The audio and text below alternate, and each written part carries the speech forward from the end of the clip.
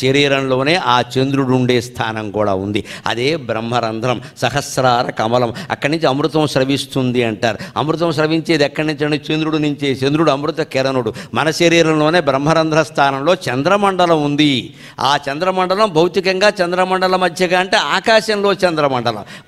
మన శరీరంలో చంద్రమండలం అంటే బ్రహ్మరంధ్రం దగ్గర చంద్రమండలం. చంద్రమండల మధ్యగా నీ శరీరంలో నువ్వు అమ్మవారి జపం చేసి సాధన చేసినా కూడా చంద్రమండల మధ్యంలో ఉన్న అమ్మవారి యొక్క అమృత కిరణాలు నీ మీద పడతాయి, నీ శరీరంలోనే పడతాయి. నువ్వు బయటికి కూడా వెళ్ళక్కర్లేదు. దానికి ముందు చేయవలసిన సాధనే బయటికి వెళ్ళడం. బయటికి వెళితే ఏమవుతుంది? చంద్రుడిని చూడగానే ఇంత చల్లగా ఉన్నాడు, ఇంత హాయిగా ఉంది, ఈ చంద్రుడు లోపల ఉన్నట్ట అది కనిపెట్టాలి అనిపిస్తుంది. మరి అనుభవం అయితే కదా ఇది తెలిసేది. అందుకోసం షట్చక్ర విశ్రుత పీఠములనక్రమించిన సుధాజ్యోతిస్వరూపము దుష్కృత దావానల వర్షధార.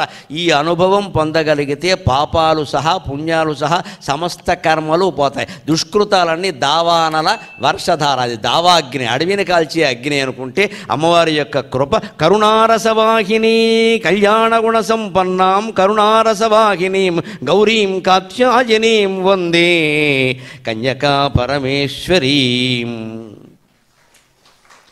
కరుణారస వాహిని ఎక్కడుందంటే నీ శరీరంలో ఉందయ్యా బాబు, నీ శిరస్సులో ఉంది, నీ బ్రహ్మరంధ్రంలో ఉంది. నువ్వే తెచ్చుకో, ఇంట్లో కూర్చొని జపం చేసుకో. ఎవరొద్దన్నారు?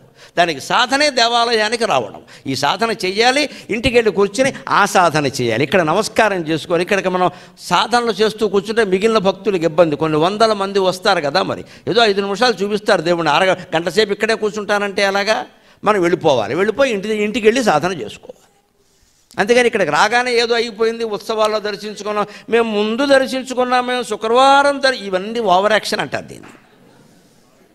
శుక్రవారానికి మంగళవారానికి భేదం ఉంటే ఆవిడ అమ్మవారు కాదు, ఆవిడ ముందు వెనక భేదం ఉంటే అమ్మవారు అసలే కాదు, దేవుడు అసలే కాదు.